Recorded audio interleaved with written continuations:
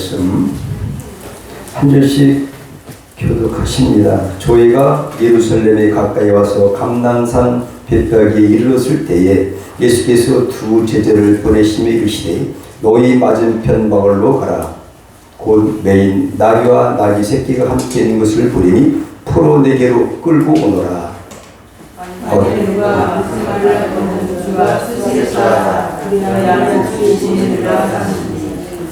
이는 선지자로 하신 말씀을 이루려 하심이라. 일렀으되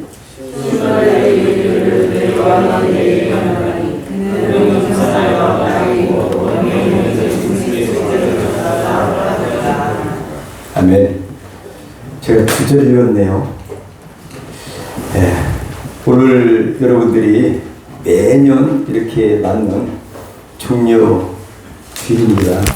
우리 본 말씀을 통해서 오늘 여러분들이 교독문에서 함께 교독한 말씀대로 여기 오늘 보는 내용이 다 나와 있어요. 그리고 찬양을 올려드릴 때에 우리가 138장 드렸죠? 만왕의 왕 예수께서 왜 고초당했을까?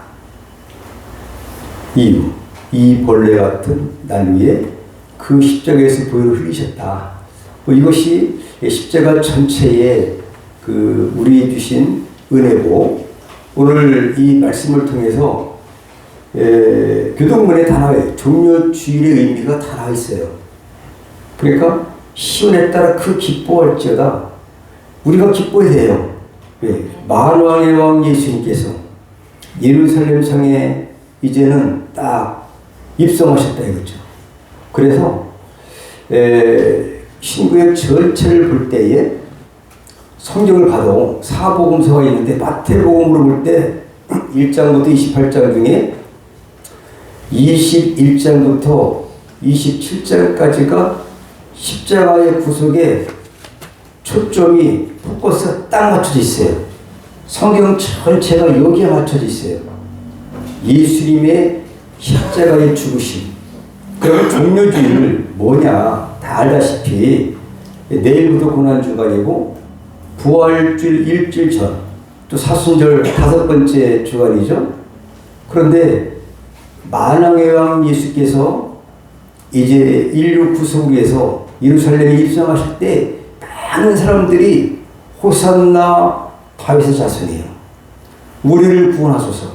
그러면서 새끼 나귀를 타고 가시는 예수님 앞에 옷을 깔고 또 감람나무 가지를 흔들면서 환영하는 그 사건, 장면이에요.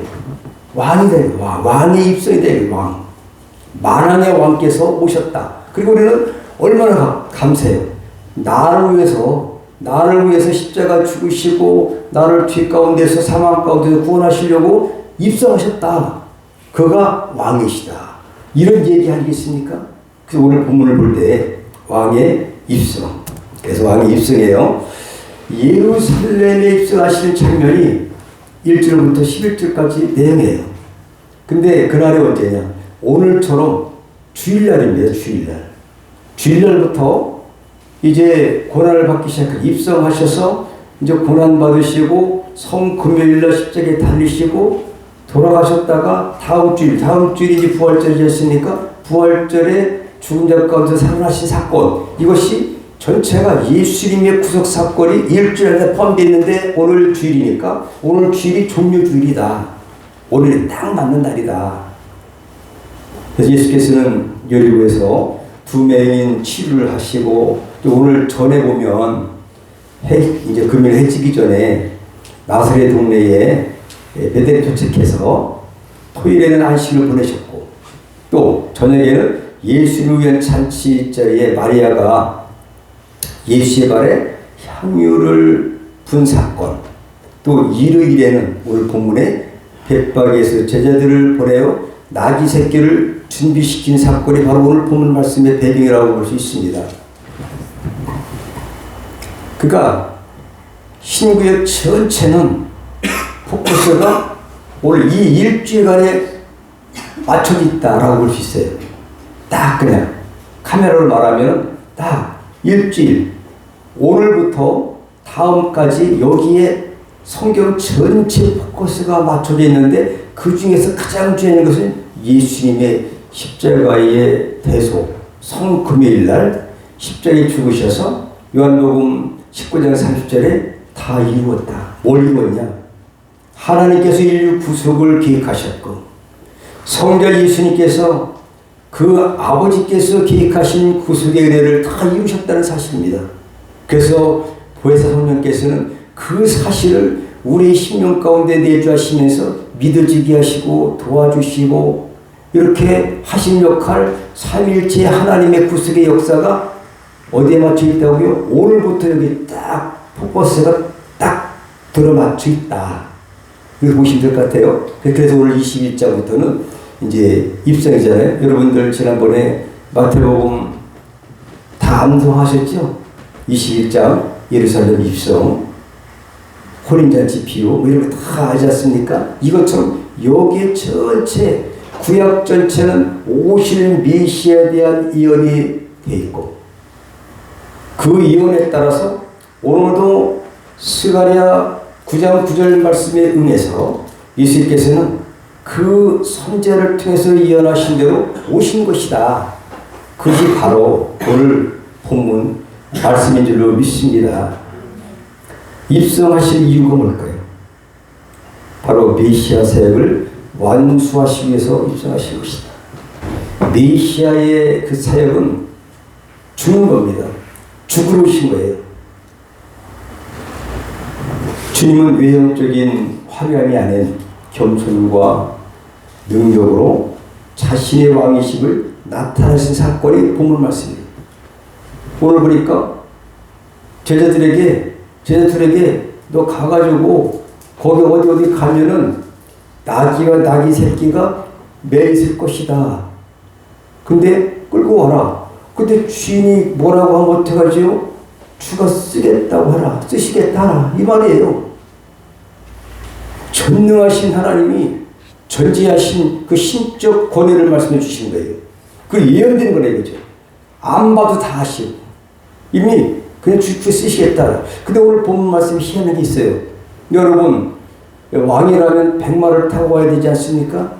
백마를 안 타고 나귀도 있고 나귀 새끼도 있는데 끌고 와서 뭘 탔어요?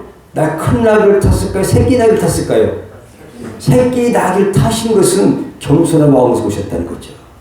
당신이 왕이지만 어떤 그 선지로 오셨고 어떤 그 왕으로서의 어떤 군림하기 위해서 권세를 쓰기 위해서 그렇게 오신 것이 아니라 죽으러 오신 그 예수님의 겸손하신 모습을 이렇게 말씀하셨는데 500년 전에 스가랴 선지자를 통해서 거기에 나귀 새끼를 타고 가랬으니까 나귀 새끼를 탄다면 그분이 메시아 아닙니까? 나귀 예비를 탔다면 그 메시아가 아니에요. 쉽게 얘기한다면 그렇지 않습니까? 그러니까 완전하게 이미 500년 전에 예언하게 하신 분도 하나님께서 예언하게 하셨고 그대로 그 성경을 응하게 하시려고 이렇게 예수께서 그대로 하신 분이세요. 그 세상은 하나님의 계획대로 그렇게 인도되고 그렇게 흘러가고 있습니다. 조금도 틀림없이. 만약에 하나님께서 저와 여러분을 만세부터 예언하셨다면 예정하신 그대로 여러분들은 예수 믿은 것입니다. 지금 예수 믿은 대로 하나님의 그 기록된 말씀대로 반드시 예수께서 다시 오실 것이고 반드시 여러분들은 천국 가실 믿어야 되는 것입니다. 세상에 어떤 노림이 있어도 흔들림이 없어야 되는 거죠. 왜? 성부 하나님께서 이 세상을 주관하시기 때문에요. 예수 믿는다는 것이 보통이 아닌 것입니다. 그래서 시온에 따라 기뻐할지어다 크게 노래할지어다. 할렐루야. 왜? 메시아가 와서 우리를 죄악을 내서 구원해주시는데 이 죄인들을 구원해주실 그런 분은 상천하지에 한 분밖에 안 계세요. 누구라고요? 오직 하나님의 아들 예수님밖에 없으십니다. 그분이 오신 거예요. 그것이 오늘 종료주일에 우리가 하나님 앞에 어떤 것을 감사하고 뭘 깨달아야 될 것인가를 깨닫는 것을 우리가 볼 수 있습니다. 구약 4,000년 동안에 모든 인류는 메시아 구원자가 와서 죄와 사망에서 구원해 주시기를 간절히 갈망하고 있었습니다. 그 구약 47년 동안 걸쳐서 수많은 선지자들을 통해서 메시아가 오실 것이라는 예언을 한 내용이 바로 구약입니다. 보면 구약 4천년 걸쳐 오실 메시아의 예언이 실제 이루어지는 순간이라는 얘기죠. 얼마나 기다렸겠어요. 목이 빠져라고 메시아가 오셔야 되는데 안 오시네. 근데 그 당시에 그 많은 군중들은 지금 많이 황호하고 그 올리브 나무 가지를 꺾어서 호산나 다윗의 왕 하나님의 이름으로 오시는 왕이시여 얼마나 환영했습니까? 그런데 보십시오. 불과 며칠 안 돼서 누가 죽입니까? 군중이 죽인다. 그렇죠? 이것이 바로 인류 역사다 라는 것을 볼 수가 있겠습니다. 그래서 오늘 본 말씀은 6월절이 되면 그 이스라엘 전국에서 예루살렘으로 수많은 수백만의 바들이 몰려듭니다. 근데 그런 가운데 6월절을 지키기 위해서 그런데 그 자리에서 예수님께서 새끼 나귀를 타시고 입성하시는 장면 연상해 보시면 얼마나 좋겠어요. 수많은 사람들이 호산나 다윗의 자손이에요. 찬양 돌리고 영광 돌리고 하지만 예수님은 백마를 안 타시고 뭐를 타셨다고요? 예, 나귀 새끼를 태 새끼 한 번도 뭐 멍에도 없고 탐복적도 없는 그러한 왜 그렇게 했을까요? 500년 전에 스갈의 선지자를 통해서 그렇게 예언을 하셨기 때문에 그 예언대로 하신 것이고 예수님이 그러면 그대로 됐다면 그분은 진짜 왕이시고 그분은 완전 우리의 구세주가 되고 그분의 예언대로 오신 성취로 오시는 분이 맞지 않겠습니까? 그것이 바로 예언의 성취예요. 오늘 본문 말씀이 보면 BC 700년 전에 이사야 62장 11절을 통해서 오신 거예요. 700년에 거기 보면은 여호와께서 땅끝까지 반포하시되 너희는 딸 시온에 이르라 보라 내 구원이 임하느니라. 내 구원이 임하느니라. 얼마나 감사해요. 그때까지 구원이라는 것은 뭐 굿자도 없었어요. 그냥 모습만 이렇게 뭐라고 그래 이걸 갖다가 예표적으로 있었어요. 근데 실제 이루어진 사건이 얼마나 좋아요. 그림의 떡보다는 실제로 보는 게 좋지 않겠습니까? 그래서 보라 상급이 그에게 있고 보응이 그 앞에 있느니라 하셨느니라. 오늘 본문 말씀에 또 있죠. 바로 BC 500년 전에 스갈의 선지자를 통해서 스갈의 9장 9절이 이렇게 말하고 있어요. 시온에 따라 크게 기뻐할지어다. 그러니까 오늘 종료주일에는 어떻게 돼요? 우리도 크게 기뻐할 줄 믿습니다. 최고 기뻐하는 거죠. 예수님 당신은 우리를 너무너무 사랑하시고 하나님 아버지께서 사랑하시기 때문에 죽으시는 거예요. 얼마나 이 죽음보다 더한 것이 뭘까요? 하나님의 사랑인 줄 믿습니다. 우리는 죽음 최고 무서운 건데 죽음 끝인데 아닙니다. 이렇게 예루살렘에 따라 즐거이 부를지어다 이렇게 예언한 대로 오늘 그 장면이 오늘 같은 일요일날 주일날 실제로 이루어진 사건이에요. 보라 내 왕이 내게 임한다. 우리의 왕이 임하신 거예요. 여러분 믿습니까? 왕 그는 공의로우시며 구원을 베풀며 겸손하여서 나귀를 타나니 타는데 나귀의 작은 것 곧 나귀 새끼니라. 근데 나귀가 있을 것이다. 예수님은 안 봐도 하시는 거죠. 다 하시는 거죠. 그죠? 있을 거야. 나귀도 있고 나귀 새끼도 있을 거야. 끌고 와. 근데 뭐로 타셨다고요? 큰 걸 안 타고 나귀 새끼를 타셨어요. 정말 겸손하신 왕이고 말하기 왕이신 주님인 줄 믿습니다. 이사야 선지자나 세간의 선지자 예언이 정확히 성취된 것처럼 예수님의 탄생과 사역과 죽으심과 부활 모두 성경의 예언대로 이루어지신 사건입니다. 그렇다면 아직까지 한 가지 남은 것, 예수님이 땅에 다시 오실 것, 반드시 성취될 것을 믿으라는 것입니다. 그래서 그것을 우리가 준비하고 그렇게 하나님 앞에 흠없이 헌신하고 충성하고 어떻게 하나님을 기쁘시게 할 것인가, 이거를 우리가 준비하고 그렇게 살아가는 기운인 줄 믿습니다. 여러분들 다 아신 것 때문에 오늘 아주 짧습니다.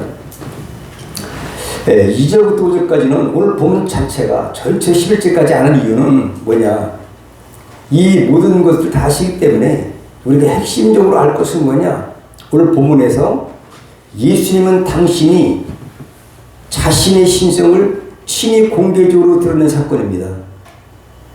예수께서 특별한 방법으로 나귀 새끼를 준비시킨 이유는 자신이 예언된 메시아심을 계시하시기 위한 것입니다. 근데 2절에 보니까 존재하시다는 거죠. 이미 안다는 거죠. 또 자신의 메시아심을 공개적으로 신부를 나타내신 것입니다. 4절부터 5절까지. 내가 그 500년 전에 스가랴 선지자를 통해서 하나님 아버지께서 선지자에게 예언하게 하신 것을 성에 기록되지 않았냐? 그 기록된 대로 온 사람이 바로 나다. 이렇게 당신의 신성과 자기의 그 메시아 신부를 자신이 직접 드러낸 사건이 오늘 본문 말씀이에요. 그럼 얼마나 정확합니까? 누가 얘기해도 되는데 누가 또 얘기해서 또 예언대로 되었고 당신도 그렇게 알고 공개적으로 계시하셨고 분명히 메시아이다. 근데 그분은 뭐라고요? 왕이라는 거죠. 오늘 제목대로 왕의 입성. 그분이 왕인데 왜 죽으셨냐? 아까 말씀드린 것과 같다. 이렇게 볼 수 있습니다. 오늘 주가 쓰시겠다는 말이 있는데 주라는 말이 메시아의 자기계시예요. 그런데 즉 예수님께서 주라는 말씀을 친히 하신 것은 처음이에요. 뭐라고요? 첫 번째다. 당신이 메시아의 사실을 첫 번째 계시하는 거예요. 늘 얘기했으면 좀 약하잖아요, 그죠? 그런데 안 하다가 그때 내가 주가 쓰시겠다 하나 이런 얘기하니까 우와, 사람들이 얼마나 놀랐겠어요? 사실은 놀래가 빠지는 것도 아닌 것 같아요. 저 사람들이 예수님 진짜 메시아 주라고 생각했으면 되는데 로마에서 어떤 식민지에서 보내주실 정치적인 메시아로 이렇게 착각한 것이 문제예요. 지금도 우리는 예수님만이 우리를 보내줄 줄 아는 사실을 온전히 믿어야 줄로 믿습니다. 이거 그 당시에 사람들이 다 도망갔지 않습니까? 일주일 내에 다 십자가 사건, 성경 전체 포커스에 맞춰지는데 제자들이 정치적으로 미시가 온대. 우리 한 자리에 나도 장관하고 너도 부장관하고 국방부 장관에 난 다른 것 같게. 뭐 이렇게 좋아하다가 아니거든요. 죽으시잖아요. 우리 생각과 틀리네? 다 도망가잖아요. 이래서는 안 된다. 우리는 올바로 믿어야 될 줄 믿습니다. 그래서 오늘 진정 왕에 대해서 한번 살펴보도록 하겠습니다. 왜 진정 왕이냐? 자, 함께 읽어볼까요? 시작. 빌라도 왕 때 내가 유대인의 왕이냐? 예수께서 대답해 가서되 네 말이 옳도다. 이 말씀은 예수님 자신이 직접 확인한 사건. 당신 자신이 내가 왕이야. 만왕의 왕이야. 유대인의 왕이야. 이 사실을 인정한 사건인 줄 믿습니다. 10절 들어가실 때 진짜 왜 진정한 왕이 예수냐? 다른 존재는 진정한 왕이 아닙니다. 여러분 오직 예수님만이 진정한 왕인 줄 믿으시죠? 네. 그분만이 나를 사랑하고 그분만이 우리를 죄에서 구원해줄 수 있는 분이세요. 유일하신 분. 상천하지 예수님처럼 그런 하나님의 아들이시고 만왕의 왕이신 분은 우리를 구원해주실 분은 예수님밖에 없다. 이 사실을 이렇게 확신하고 있어요.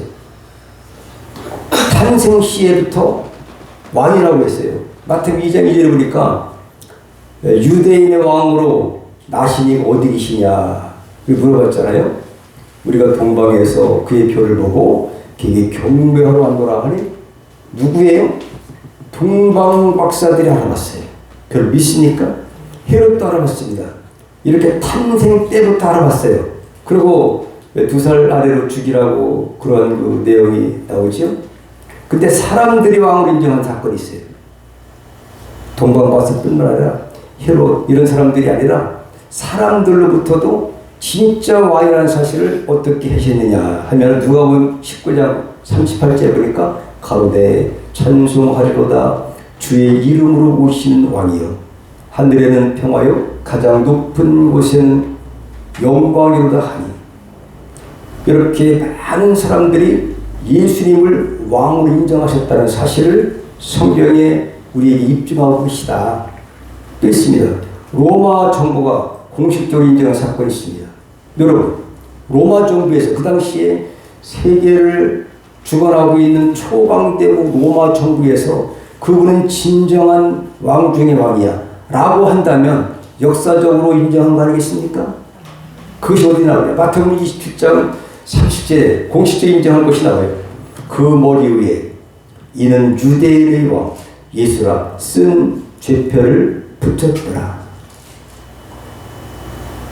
그 다음에 온 세상이 인정한 사건이 있어요. 온 세상이. 바로 요한복음 19장 19절로 20절인데요. 거기 보시면 빌라도가 패를 써서 십자가 위에 붙이니 나사렛 예수 유대인의 왕이라 기록되었더라. 20절에 보니까 유대인 왕인데 그 밑에 뭐라고 되어 있냐면 예수의 못 박히신 곳이 성에서 가까운 고로 많은 유대인이 이 패를 읽는데 히브리와 로마와 헬라말로 기록되었다. 여러분, 히브리와 로마와 헬라말로 기록됐으니까 전 세계적으로 지금 영어로 기록되었고 한글로 되었고 뭐 중국어, 일본어 이런 거 다 온 세상이 알게끔 예수는 만왕의 왕이야. 유대인의 왕, 우리의 왕, 만왕의 왕은 예수다. 라는 사실을 온 세계 공통으로 적어놨다 이거예요. 그러니까 세계적으로 인정받았다는 거 아니겠습니까? 온 세상이 인정한 왕이 바로 누구라고요? 저와 여러분이 믿으시는 예수 그리스도신 줄 믿으시기 바랍니다. 이렇게 완전 진정한 왕이에요. 다른 사람들은 예수에는 다 가짜입니다. 그러면 청교도 말에 오는 처녀 이야기를 한번 드리고자 합니다. 제가 2018년에 제 아내와 미국을 이제 갔었는데 거기가 보니까 어디를 갔냐면 아미시 마을이 있어요. 여러분 아미시 마을 한번 본 적 있어요? 들어본 적 있어요? 아미시라면은 거기는 그 사람들만의 저 한 번 25만 30만 된다고 하는 벌써 그 당시 지금 얼마 된지 몰라요. 거기는 거의 다른 공동체예요. 자기들은 세상과 정리해서 온전히 청교도 신앙으로 하나님만을 섬기고 또 유기농으로 재배를 해서 또 화학비료도 안 쓰고 그 다음에 살충제도 안 쓰고 닭을 봤어요. 닭이 땅에서 막 돌아다니더라고요. 지금 우리 계란 먹는 거 여러분들 어떻게 먹어요? 다 이렇게 그냥 고물고물하게 모여가지고 거기서 꼼짝도 못해 하잖아요. 자유롭게 키워. 그게 정상인 것 같아요. 자연 친화적으로 그렇게 농사를 하더라 이런 얘기죠. 그러고 기계도 없어요. 그냥 가만히 이렇게 보니까 기계가 들어오니까 야 그것이 엄청 좋다 뭐 이런 건 아닌데 어쨌든 아미시 마을을 제가 가본 적이 있어요.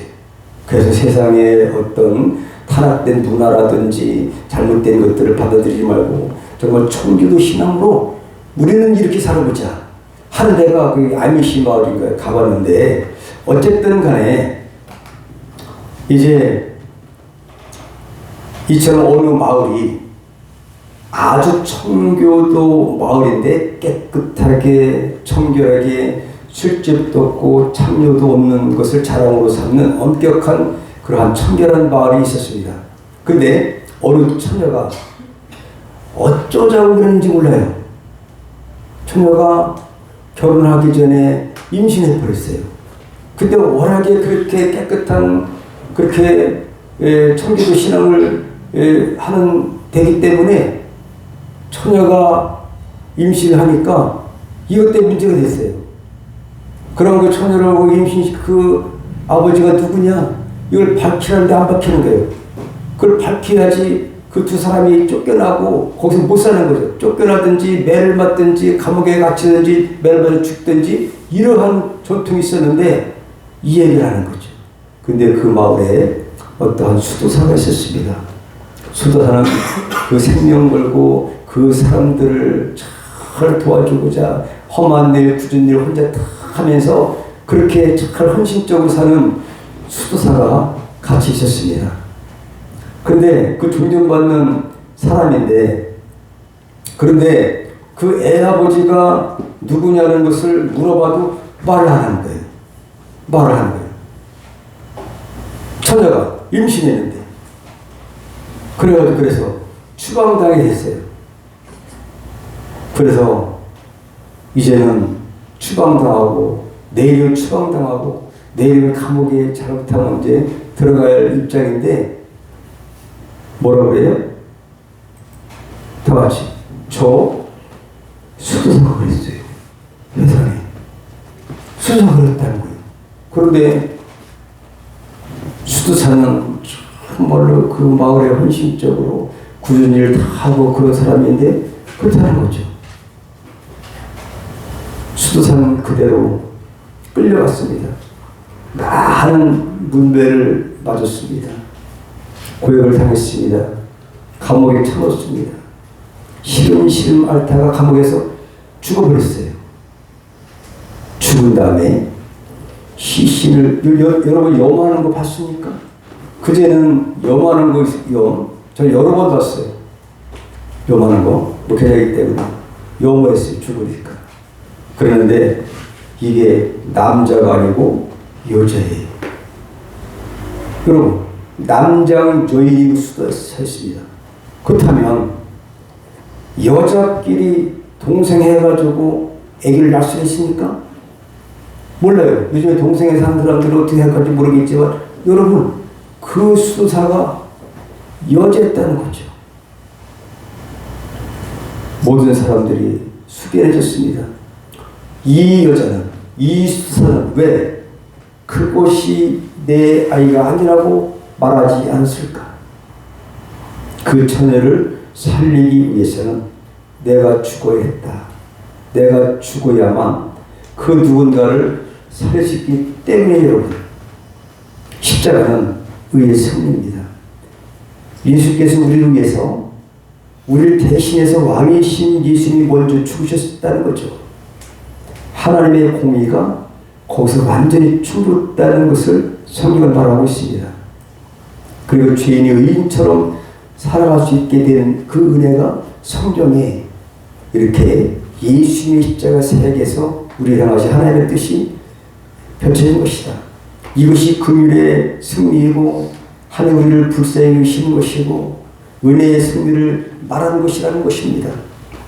그래서 십자가상에서 첫 번째 누가복음 보면 맨 처음에 가상칠언 중에 하신 말씀이 뭐냐면 아버지요 저들을 용서해 주옵소서. 첫 번째 가상칠언 중에 첫 번째 그래요.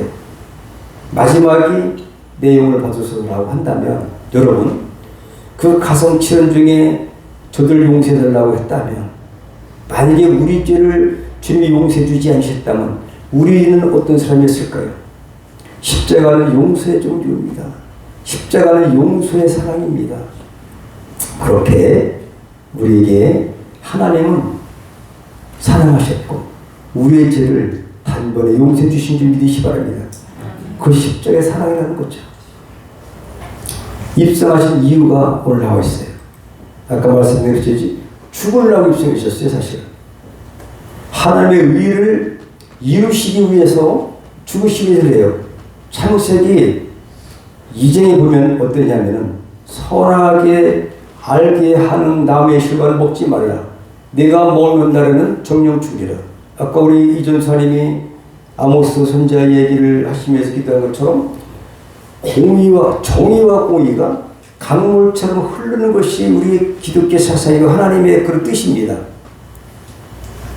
얼마나 종이와 공의가 승하시면 완전하신 하나밖에 없는 독생성들 내주시기까지 십자가의 가장 험악한 십자가의 형벌을 극악무도한 죄인들만이 질 수 있는 그런 십자가의 형틀에서 당신의 아들을, 당신의 아들의 죄가 없어요. 흠이 없으신 분이 하나님이세요. 근데 원수 같은 죄인들에서 대신 죽게 하셨네 이거죠. 그 때문에 오늘 입성하신 이유는 하나님 편에 볼 때는 죽으러 오신 거예요. 믿습니까? 우리 편에서 보니까 호산나 찬송하리로다 다윗의 후손으로 오신 이여 이렇게 찬양하고 즐거워하고 감람나무를 가지를 흔들면서 환영하지만 실제 하나님의 입장에서는 당신의 아들을 죽이는 사건이고 예수 입장에서는 십자가에 예수를 입성하셔서 일주일 동안에 가진 고난을 다 받으십니다. 그리고 성금요일날 이제 며칠 안 남았어요. 금요일, 주일, 월화수목금 5일 후에는 십자가 형틀에서 처절하게 죽임을 당하는 사건, 이것 때문에 오신 거예요. 입성하신 이유가, 우리가 이유를 알아야 되지 않겠습니까? 이유. 뭐 나귀 새끼를 타고 오신 것이 아니잖아요. 왜 오셨냐고요. 하나의 것은 이유를 이루시기 위해서 진정한 왕이고 진정한 메시아라는 사실을 당신이 입증하기 위해서 그런 거고, 실제로 뭐하러 오셨냐고요? 죽으려고 오셨다. 그것이 바로 하나님의 언약, 하나님의 의를 이루시기 위해서 그렇대요. 내가 선악을 알게 하는 나무의 실과를 먹는 날은 정령 죽으리라. 얼마나 공의가 심하시면 당신의 아들을 대신 죽이시기까지 정의와 공의의 하나님이십니다. 이것이 하나님의 의인심이십니다. 의뢰인은 없어요. 예수님이 대신 갚아주셨다. 이런 것을 말하고 있습니다. 그래서 요한복음 19장 30절에 보니까 다 이루었다 하시고 고개를 숙이시고 영원히 돌아가시니라. 이것이 십자가의 구속의 사건의 클라이막스라고 볼 수 있습니다. 최초 복음이 있는 이외에, 다 범죄한 이외에 여지의 후손을 보내주셔서 뱀의 머리를 상하게 하실 것이다라는 창세 3장 15절에 있는 그런 최초 복음의 그 약속을 4,000년이라는 긴 세월이 흘러서 그간의 여러 선자를 입을 통해서 예언하게 하셨고, 마침 그것이 딱 끝났을 때 4,000년 후에 지금으로부터 2,000년 전에 오늘 같은 주일날에 예수께서 입성하셨다. 입성하신 이유는 죽으러 오셨다라는 것이죠. 죽으러. 왜? 이 벌레 같은 내 죄를 대신 짊어지시기 위해서 오셨다는 거죠. 두 번째는 대속에 대해서 대신 갚아준다는 거죠. 대신 갚아주는 것 죄값은 사망입니다. 여러분, 이 인류가 이 하나님 앞에 범죄한 이 죄값을 대신 갚아주시려고 입성하신 것이다. 할렐루야. 로마서 보면 아담이 죄인입니다. 아담 이후의 모든 사람은 그 아담의 원죄를 또 이렇게 DNA가 있어서 다 죄인이에요. 그래서 로마서 선지에 보니까 의인 없는 날이 하나도 없대. 그래. 아담도 죄고 아버지가 죄니까 다 그 죄가 우리에게 다 전가되어 온 거예요, 여러분. 응? 그 씨가. 우리는 죄인인 거예요. 이 죄 때문에 지옥 가는 형벌 받는 거죠. 죄값. 로마서 3장 23절에 모든 사람이 죄를 범하였으니 하나님의 영광에 이르지 못하는 거죠. 하나님과의 관계가 단절됐고 차단됐고 하나님의 관계가 끊어지는 우리는 없는 거예요. 그 은혜로 사는 거죠. 모든 사람이 죄를 범하였으면 하나님의 영광에 이르지 못하더니, 그죠? 그러다가 예수 그리스도 안에 구속의 은혜로 말미암아 너희를 의롭게 하셨다. 예수님의 구속으로 말미암아 우리를 의롭게 의인되게 하시려고 예수님 이 땅에 입성하신 것이다.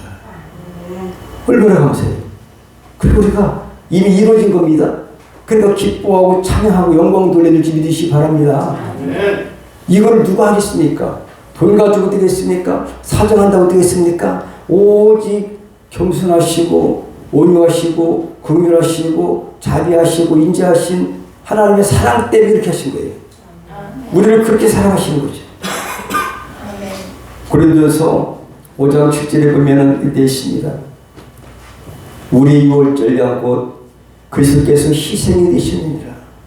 우리 유월절 양은 여러분 모세오경에 보면은 특별히 레위기 같은 게 보면은 양을 잡습니다. 출애굽기 12장도 마찬가지죠.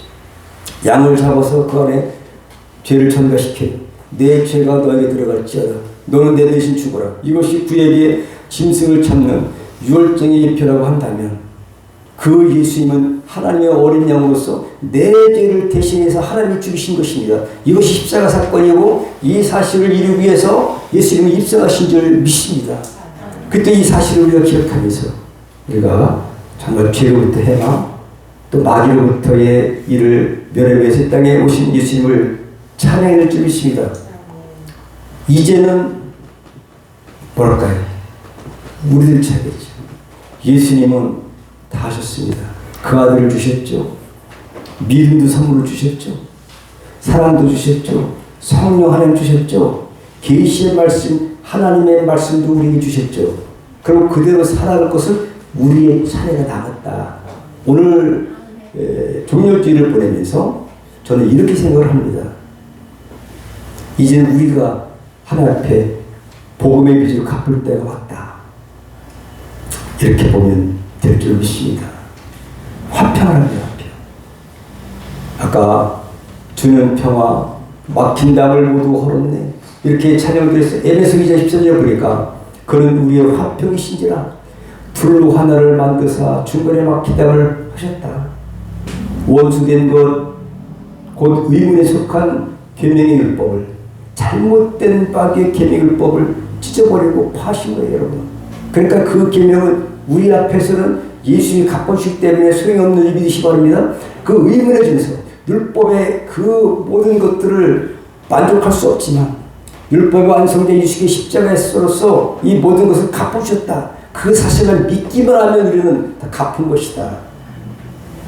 율법을 자기 육체로 피하셨으니 이는 이 둘로 자기의 안에서 한 세 사람을 지어 화평하게 하시고 또 십자가로 이 둘을 한 몸으로 하나님과 화목하게 하려 하시니라. 원수된 것을 십자가로 소멸하시고 또 오셔서 먼 데 있는 너에게 평안을 전하고 가까운 데 있는 자들에게 평안을 전하셨으니 이는 저로 말미암아 우리 둘이 한 성령 안에서 아버지께 나아감을 얻게 하십니다.